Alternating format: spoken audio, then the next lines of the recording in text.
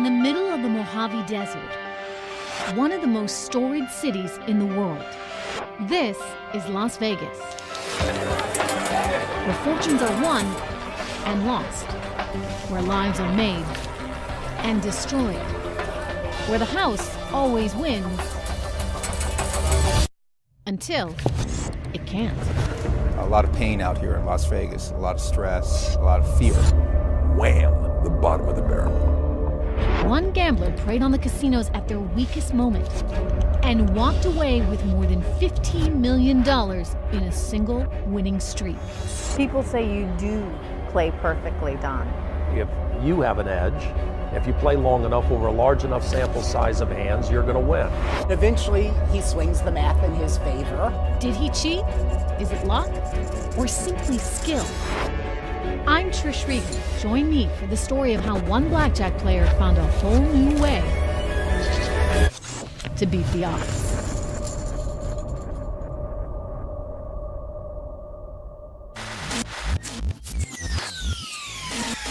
$40 million people flock to the Vegas Strip each year, but most only get a peek at the spectacle that is Las Vegas.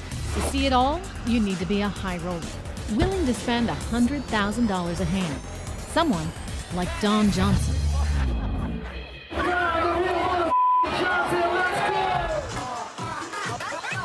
Don is, as they call him in the industry, a whale, meaning he risks millions in the casinos and makes millions too.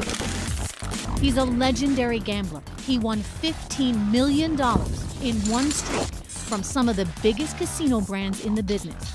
His game is blackjack, and he hits the casinos just when they can least afford it. When Don Johnson walks in a club, dancers show off his initials, and celebrities pay their respects. The scene is all engineered by the casinos because they want to win his money. I want Don to show me how he beats the casinos at their own game. Hi. Hi, Trish. So nice to meet you. My guide to Las Vegas treats the casino like a battlefield. He studies the industry, its strengths, and its shortcomings. To know Las Vegas, he says, you have to start at the beginning. So where we're heading right now? Fremont Street, Old City, where all of Vegas started. You come here and gamble? More just to play around and have fun. Come down here because it's nostalgic. Gamblers often learn to play here because the bets are low, and it's relaxed, friendly. The first Vegas casinos opened here back in the 1930s. This is history. This was the beginning of what ultimately became the Vegas Strip. 5 miles south, enormous tourist-filled casinos flash their glittering lights. This is the famous Vegas Strip, and it lives up to its reputation. Gaudy, but above all, full of promise, possibility, excitement. Two giant companies dominate the Strip, MGM and Caesars Entertainment. The last time Don played at a Caesars property, he walked out the door with $4 million in blackjack winnings. Since then, the company is, shall we say, less welcoming. The upper management at Caesars took a position that my type of business isn't something that they want to build a portfolio on. In fact, it's the exact opposite. I wonder why. Maybe long term they just determine they can't make money off of someone like me. I can accept that, that's fine. He says he's been barred from Caesars for life. Is that because he's too good? We can't, nor would we, bar you from coming to the casino. What we won't do is solicit him with expensive inducements to come to the casino. While Gary Loveman, the CEO of Caesars, may not offer Don perks anymore, nearly all the other big companies spend hundreds of thousands of dollars on Don just to get him in the door.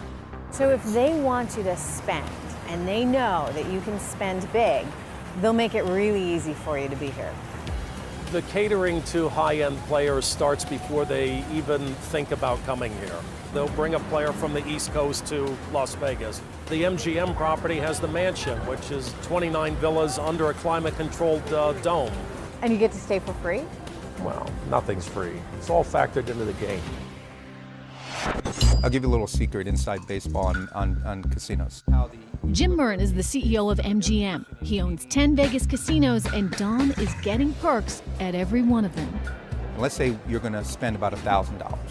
Theoretically, we're going to win $200 from you, about 20% of the money you circulate. So the house engineers a statistical advantage. On average, you'll lose that 20% of the money you play. So, are there certain games where you have a better edge over the player than others? The best chance of beating the casino is with Baccarat. And that's followed by perfect strategy of blackjack, playing straight up craps, and then every game in between has its different set of holds. If you play the big 6 wheel, that wheel that we always stick right in the front of the casino, you don't have much of a chance. My guys are going to hate me for saying this because we do really well on that. If the house wins so predictably, how do casinos keep gamblers coming back? The answer? Perks. We're going to win, theoretically, $200. I can comp you to induce you to come out here. I'll give you about $80 worth of stuff. And the more money spent, the more money casinos make. Now move the math up to a whale. If a whale is going to theoretically lose $200,000, I should be willing to give him $80,000 worth of stuff. But you can't eat that much caviar. You know, even if I fly you from point A to point B, I'm probably not burning $80,000 worth of fuel. So the margin on the high end, the margin on the whales is higher. High rollers generate an estimated 25% of all gaming revenue on the Strip. But here's the thing, you have to have their length of play. The longer people play, statistically, the Better house your is going to odds. win. Which is why casinos will do just about anything to keep the whales playing. Easy transportation, Very easy transportation. a nice room, Beautiful rooms. alcohol, Well, there's always alcohol. food, so whatever you want. Yeah, they're going to try and customize a package. If the player's big enough, they're going to try and give him what he wants. Problem is, Don Johnson is no ordinary whale. Because the more he plays, the more he wins. His biggest single night was at the Tropicana. Take me back. What happened? I beat him big. I think a lot of it just had to do with a huge bet that you can put down. When I had a $300,000, $400,000, $600,000, $700,000, $800,000 hand out there, I won those. It's very, very difficult to lose if you win those big bets. He racked up $5.6 million in chips before management cut him off. Did word spread throughout the casino? I think it spread through the entire town. And then when I woke up later on, then I'd gotten several phone calls from different casinos asking if it was true. And yet the casinos were calling you to see if you wanted to come play at their place? Sure, I think at that point they felt, look, I mean, he's won it there. Why not get him to come in over here? We'll see if we can get him to lose part of it back, or all of it back. But Don rarely loses. He went on to gamble at 2 more casinos during that trip and won another $10 million before he quit.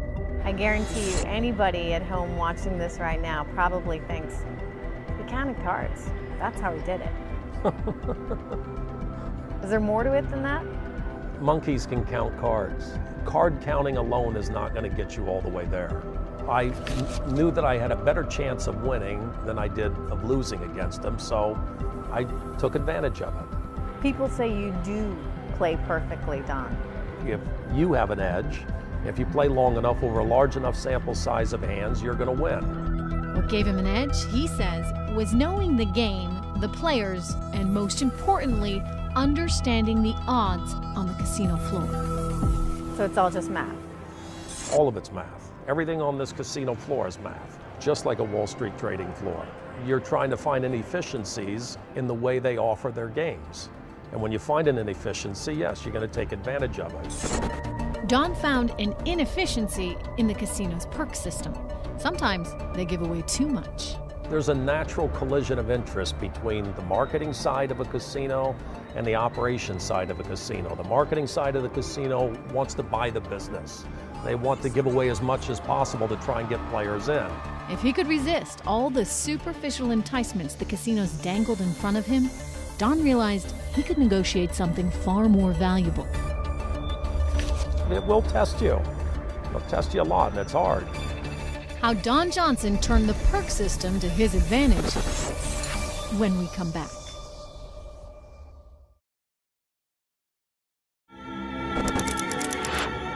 the Bellagio, one of the most dazzling casinos on the Strip.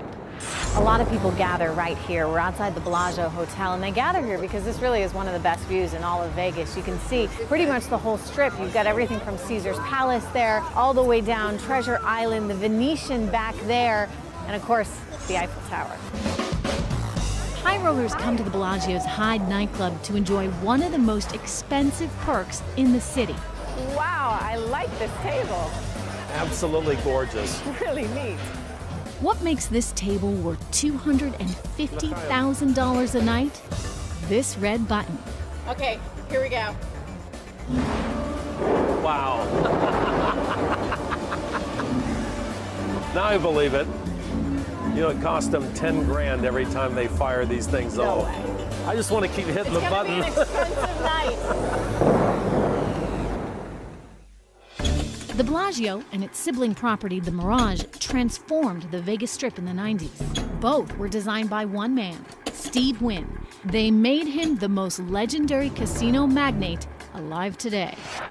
What it takes to dazzle everybody today is 100 times more ambitious, complex, and challenging than before. Wynn is the nemesis of every whale on the Strip because he's always inventing new temptations to keep them in the casino. From nightclubs to shows to celebrity chef restaurants. And they're all coming here for the experience. We've trained the public and raised their expectations. A good thing. A good thing for Steve Wynn because when Don Johnson's on a winning streak, he heads to Wynn's new clubs to celebrate. What is it about his properties that are different than everything else here? Steven's a perfectionist. It's as though spare no expense. If you build it, people will come. The Wynn And do they? And they do. They do. Thousands of them show up in these clubs.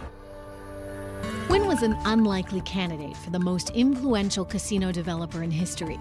How does an English major from the University of Pennsylvania wind up becoming a casino mogul?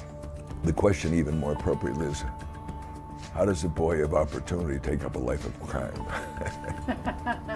He can joke about Vegas's criminal history because he was one of the first casino moguls without ties to the mob. Wynn's casinos are financed by Wall Street and inspired by high-end hotels of the 1950s, especially the Fontainebleau in Miami Beach. I would go on vacation to the Fontainebleau and I would watch the people behave in this place with such joy and happiness. It was utopian. And the guy that built the place, he marched around with his beautiful wife. And the only thing that I could think of is, it's good to be king. That's what it looked like to me. He eventually would become king of Las Vegas, but he started out small, working in his father's bingo halls. In the early 1970s, he took over the Golden Nugget Casino in Old Downtown. But it wasn't until he opened Mirage in 1989 that Wynn got to show off his talent for spectacle. Outside, a volcano explodes every night. I think every developer demonstrates what he thinks of the public by the product he creates. If you believe that people have discretion, that they know the difference and will respond to it, then you'll dish it up to them, even if it costs more, with the confidence that it'll pay off. He says that kind of fun is the key to winning in Las Vegas. Keep them entertained, and gamblers will lose, every single one of them. My father was a problem gambler. He knew he wasn't going to win. He just liked the game more than the money. We'll go and grab the biggest players in the building. I'll ask them off the record to tell you why they're risking $50,000 a roll on dice. Why are you doing it? Do you have some purpose in mind? Yes, to amuse myself. I like the game. Have you ever worried that you've had a problem with gambling? You know, you worry at times. Yeah? You know, you want to make sure that is your mind sound, and it will test you. It'll test you a lot, and it's hard. How do you know when to stop? I mean, if you're up $1 million, you're up $2 million, what keeps you going to 5.8 million? They ran out of chips. Don says he wins because as much as he may like the clubs, he doesn't let the Vegas lifestyle distract him. Instead, he stays focused, studying casinos, looking for signs of weakness. A couple of years ago, he noticed something that would give him the ultimate edge. I don't see as many big players as what I saw just 5 years ago.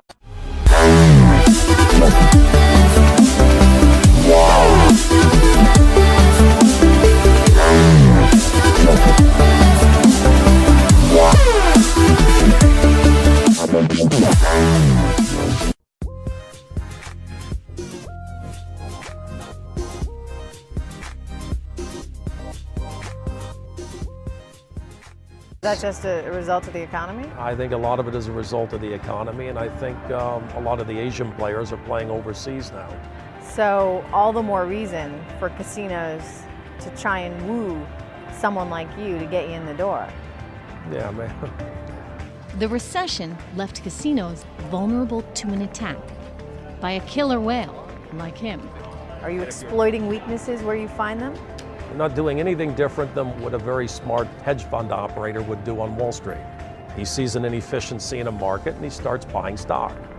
How the struggling casino industry provided Don Johnson with the biggest opportunity of his career when we come back. $4.25 million in the span of what, less than 24 hours? Probably around maybe 12 hours.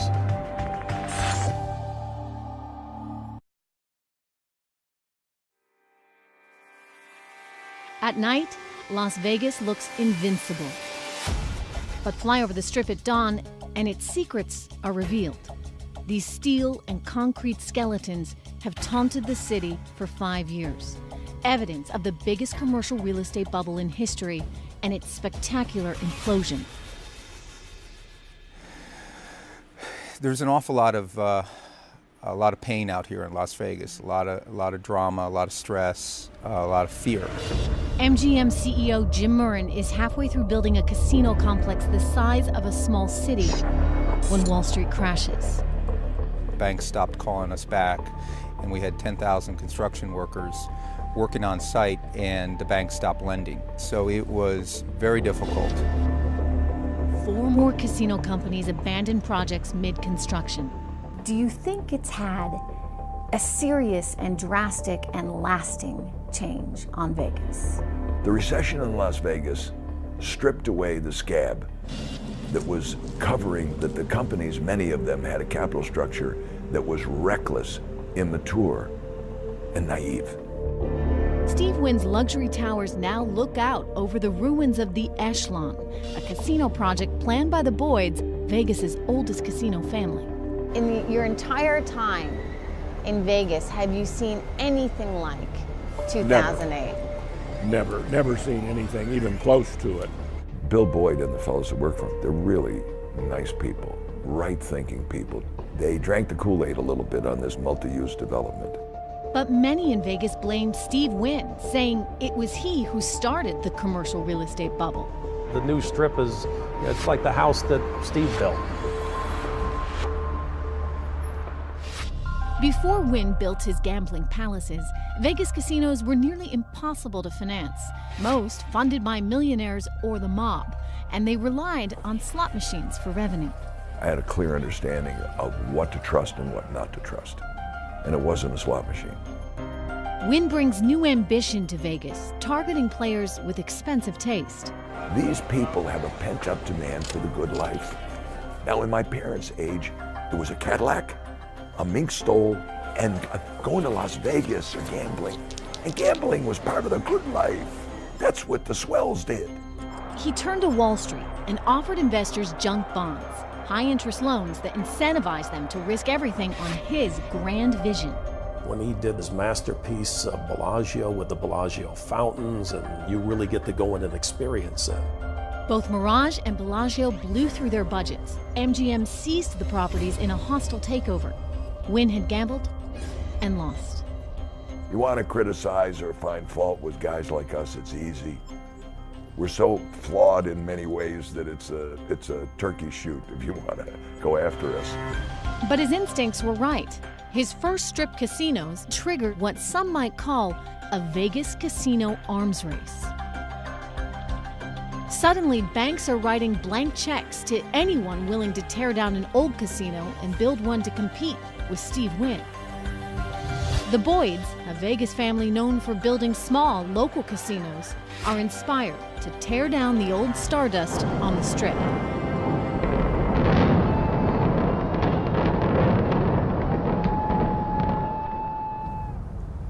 So this was all blown up in 2008 to make way for one of the biggest casinos the Strip had ever seen. The Echelon would cover 88 acres and cost a staggering $4.8 billion, 4 times the cost of Mirage, 3 times Bellagio, and almost twice what Wynn paid for Encore and Wynn. I don't know that Echelon was the right idea for them. What would have been wrong with a brand new Stardust? It was a great name. Something simple like that. How about a 2,500 room Stardust? Would have knocked everybody out. No, they had to build 5 hotels. Do you think in your heart of hearts there's an element of being a gambler yourself in business? I think definitely there is. When we imploded the Stardust and started building Echelon, we couldn't foresee the recession coming. And when we shut it down in August of 2008, we thought, well, we'll be down for 6 months to a year at the most, and then we'll restart. Nobody predicted what came next, including Steve Wynn. I had just opened $2.25 billion Encore. I mean, if I had benefited from timing at moments in my life, this was payback time. Wham! Hello, December 22nd, 2008. I mean, the bottom of the barrel. Wynn struggled, but MGM was on life support. The company had gambled $9 billion on CityCenter, more than any private commercial real estate project in history. So you rolled the dice. We rolled the dice. We were all in. We were all in. Our stock went from 100 to 2. The banks said, you know, we're done. My financial team, $2 a share? $2 a share. We went down to $1.81 actually. $1.81 a share, my God. Because people felt that if CityCenter went bankrupt, that MGM couldn't be far behind. MGM owned a third of all casinos on the Strip. If it went bankrupt, struggling Las Vegas was doomed. But CityCenter opened defiantly in 2009. We restructured, we raised $23 billion of capital. Where'd you get the money? Mr. Kokorin, several other equity investors that believed in us, believed in the team, banks that did know us. They get a lot of debt. A lot of these companies have a lot of debt. Yeah, at some point, how do you grow your way out of that? I don't know the answer to that. The crash in Las Vegas sends shockwaves through the entire casino industry. By 2009, the fallout is being felt across the country. In Atlantic City, casinos are desperate for quick profits and willing to offer whales major incentives. Don sees this as his opportunity. But right now, he's no whale. He's just an average blackjack player who needs to improve his game. I don't look at myself as a professional blackjack player. I only became a short-term professional blackjack player because they presented a deal that was so good that it was worth playing. How Don Johnson transformed himself from casual gambler into a killer whale. Next.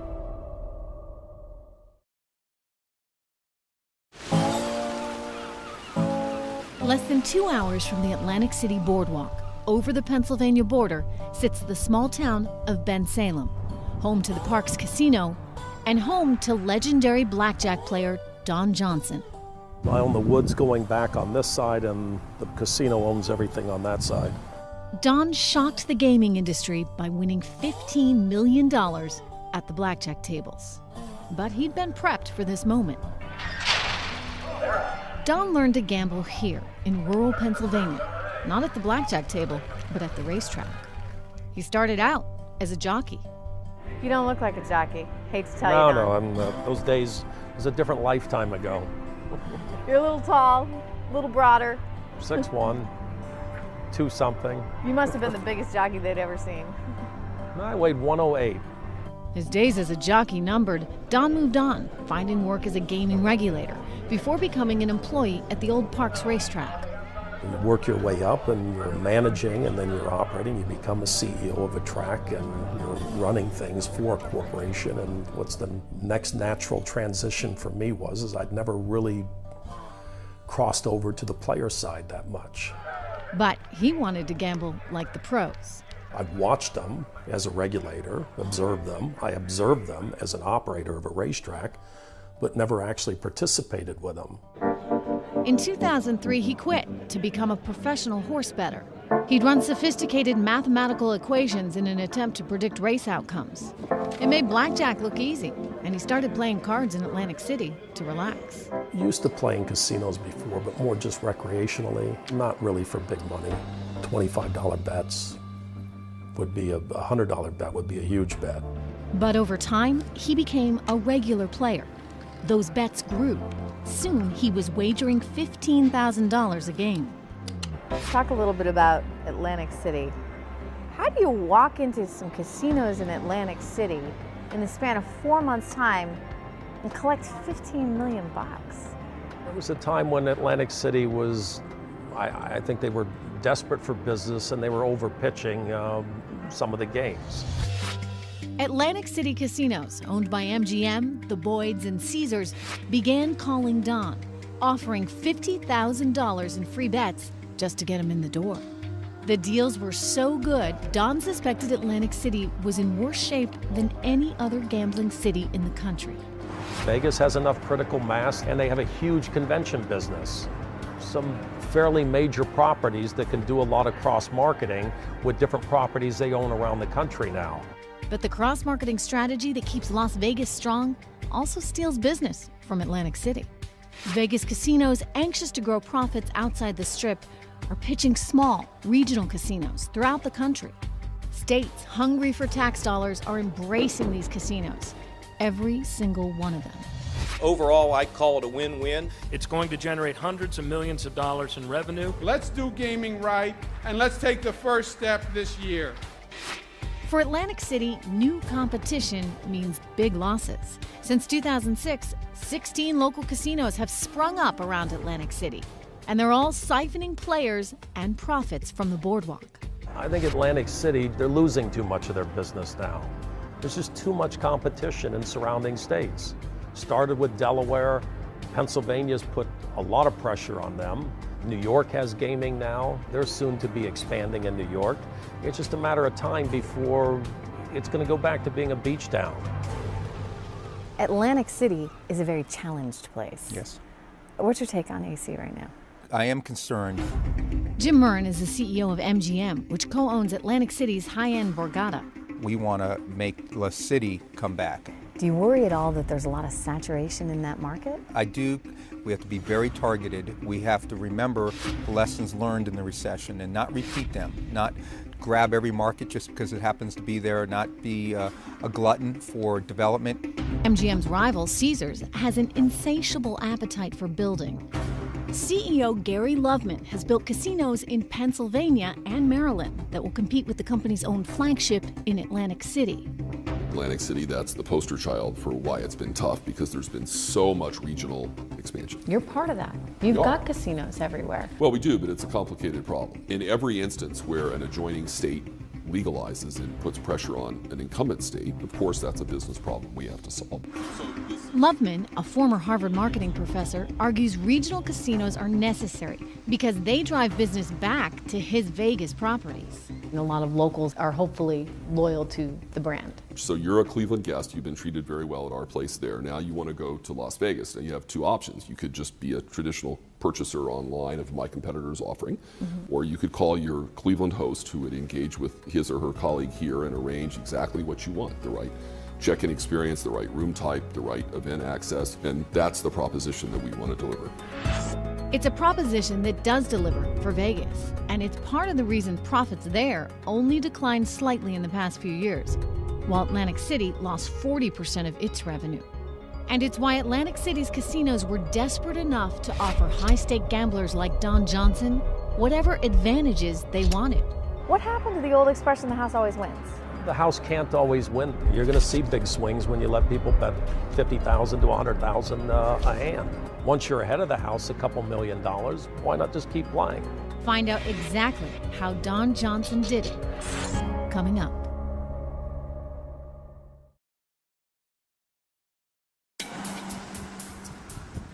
Atlantic City, winter 2010.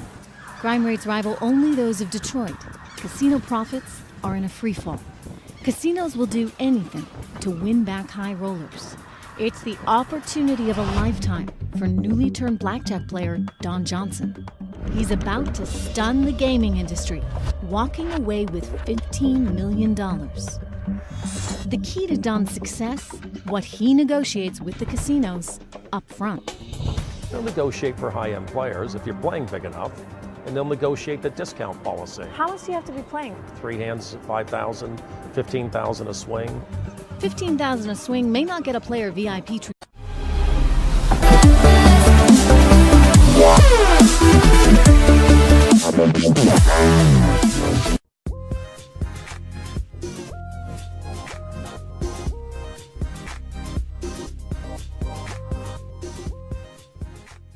That much in Atlantic City, it gets the casino's attention. What kind of terms did they offer you? The right game, with the right odds, with the right discount policy. Why do you think they gave you such a big discount and changed the rules? Because they were giving it to other players. And they had some success in beating some other players. But the casinos don't realize Don set a trap. He's not the mid-level player he appears to be.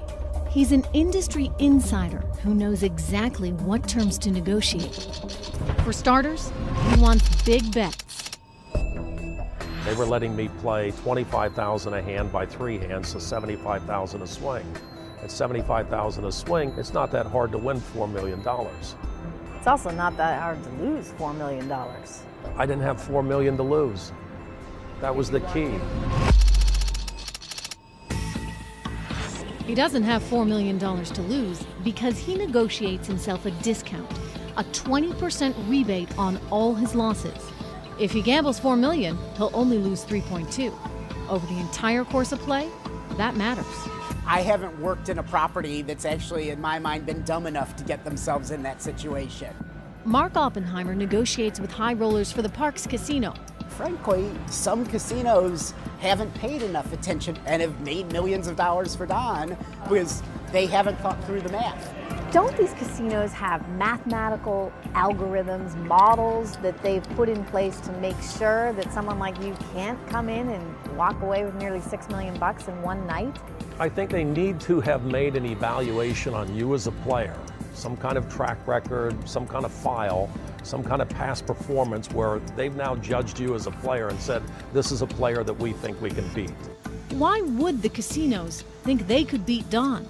In the case of Don Johnson, why is it that your casino would be willing to negotiate terms that would not be as favorable to you, but would really benefit the player more? Why do that? Well, we tried not to do that past a certain point. I mean, we're doing this hopefully in a completely dispassionate, mathematized way. Caesars granted Don's request based on a record of his past performance. Does it somehow get logged in the computer? So a particular person who plays extremely well, there's a note on their profile? Yes. The note on Don's file said he was a mediocre player. How did you suddenly become such a great blackjack player? Probably helps to have some friends that understand the mathematics behind each of the games.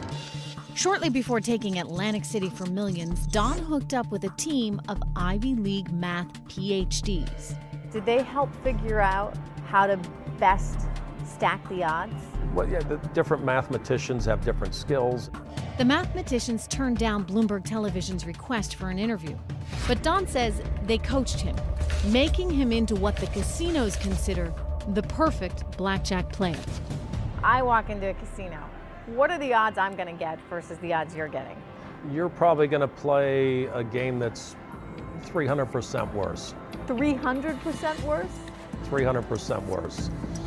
The odds a player like me is going to beat the house? About 49%. So while I may strike it lucky, I won. The longer I play, the more likely I'll lose. How discouraging. But still, I believe in the statistical analysis. I do. And statistical analysis says, even though the house has the edge, I can improve my odds if I improve my game. I want to win. You want to win. You need to do some studying before you go in. Everybody can get the basic strategy card in the gift shop. It's going to make you at least a better than average blackjack player. This is a basic strategy table. It lists each card and tells players when to hit, hold, and double down. Only problem? Casinos don't allow a lot of these moves. So once Don secured the right advantages and discounts, he turns his attention to the rules of the game. You tweak 2 or 3 things one way or the other enough, and a game goes from being negative to positive. Once Don negotiates his edge, it's time for battle at the blackjack table. And make a mistake that's in your favor, you're going to collect on it. Those are like free bets. The art of casino warfare when the player continues.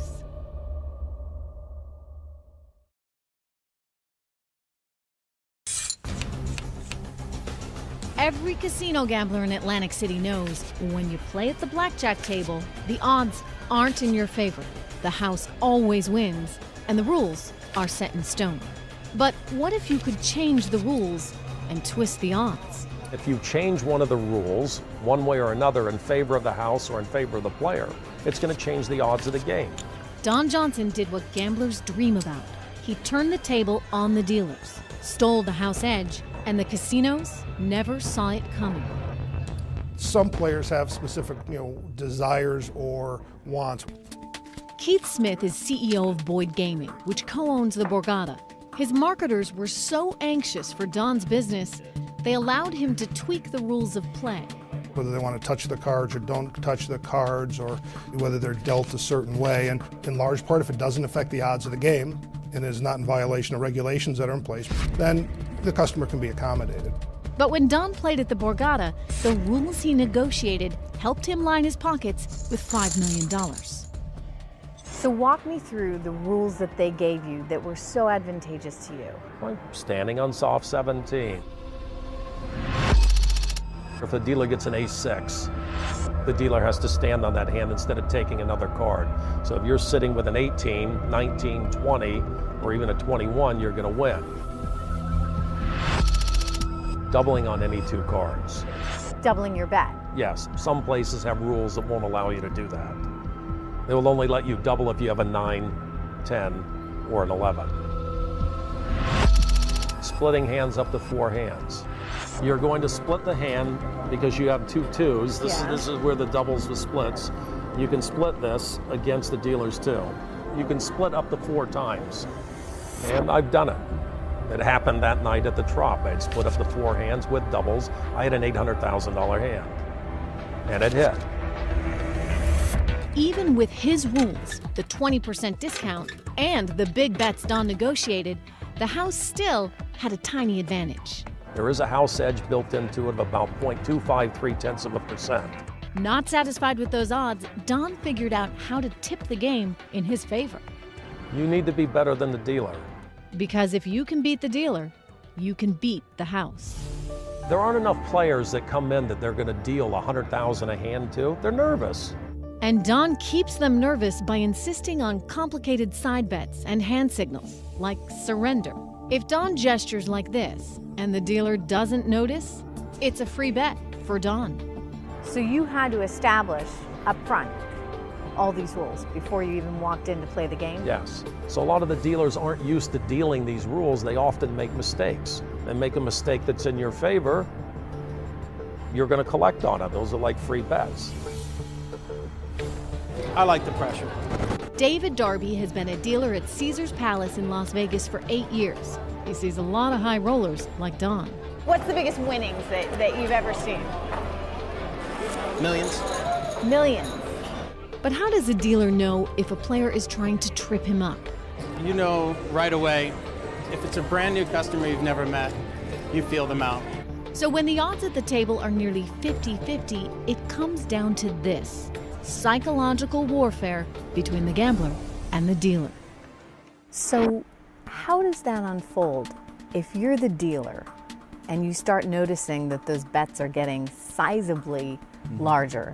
Do you call your floor manager? The dealer is empowered to do many things: slow down the game, call in a supervisor, they could take a break, they could change dealers. Did they change the dealer? Did they try and change the circumstances of the game when you're winning that much? Of course they do. Does it get emotional?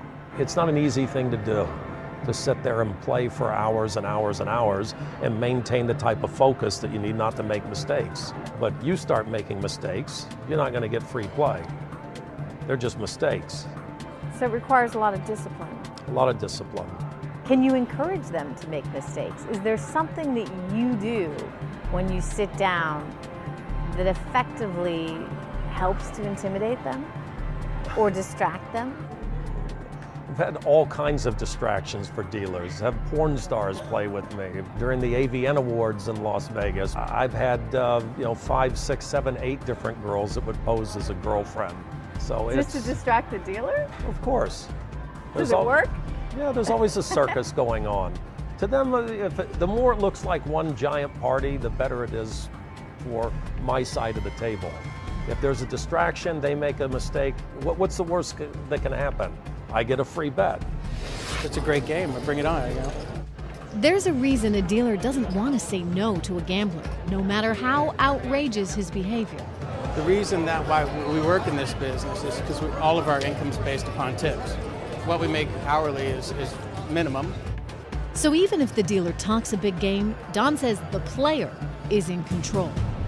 They don't deal this type of game often enough for them to protect themselves from making mistakes. They make 2 mistakes in a night, 3 mistakes in a night. I got $200,000-$300,000 in free bets. You make too many of those mistakes in a night, you can't beat me. Especially if you're giving me a 20% discount, especially if you're giving me $50,000 walking in and free bets to start off with. And you know immediately when they've made a mistake. I think I've caught every mistake that they've made that was not in my favor and made them give me the free bet because those are the rules of the game. Don has won hundreds of thousands of dollars in free bets by outwitting the dealers. It's allowed him to finally erase the house advantage. Add in the special rules and discounts he negotiates before the game, and Don now has an edge over the house. So the more he plays, the more he wins. It's how Don Johnson took $4 million from Caesars in a year when the casino giant posted some of its worst losses ever. It's how he beat the Borgata for $5 million, more than its owner's total profits the previous year. The CEO who authorized his spending limit at the Tropicana? Fired. It's how ultimately Don Johnson took on the casino industry in Atlantic City, won $15 million, and became the legendary gambler who beat the house. Can Don's success be replicated? Might he strike again? Coming up, find out how Don Johnson believes he'll gain his next edge over the casinos.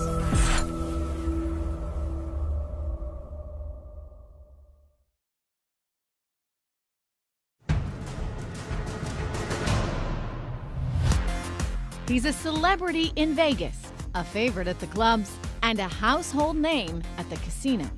But Don Johnson is now banned at nearly every table on the Strip. His $15 million win in Atlantic City may have catapulted him to superstar status in Vegas. But now the casinos want his advice more than his business. So he's hit the speaking circuit.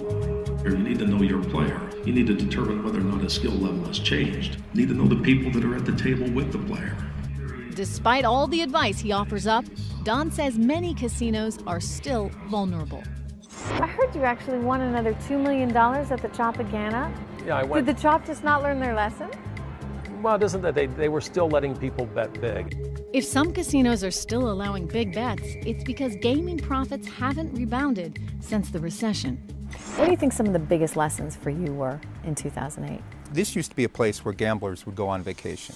Now it's a place where vacationers may or may not gamble.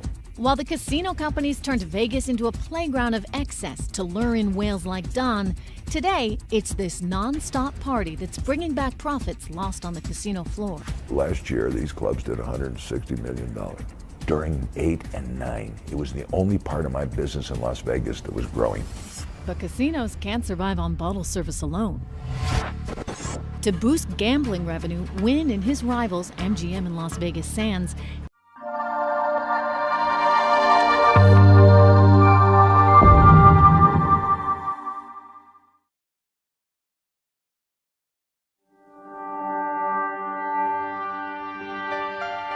In the middle of the Mojave Desert, one of the most storied cities in the world, this is Las Vegas,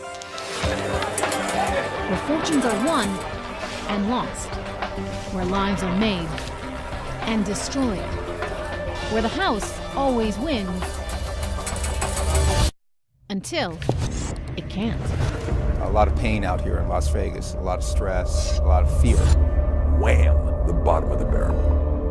One gambler preyed on the casinos at their weakest moment and walked away with more than $15 million in a single winning streak. People say you do play perfectly, Don. If you have an edge, if you play long enough over a large enough sample size of hands, you're going to win. Eventually, he swings the math in his favor. Did he cheat? Is it luck? Or simply skill? I'm Trish Regan. Join me for the story of how one blackjack player found a whole new way to beat the odds.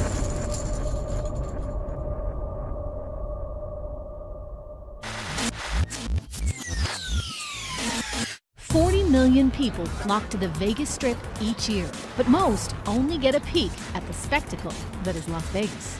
To see it all, you need to be a high roller, willing to spend $100,000 a hand. Someone like Don Johnson.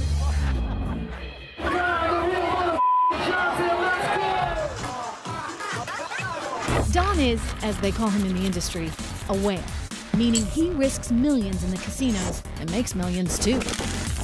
He's a legendary gambler. He won $15 million in one streak from some of the biggest casino brands in the business. His game is blackjack, and he hits the casinos just when they can least afford it. When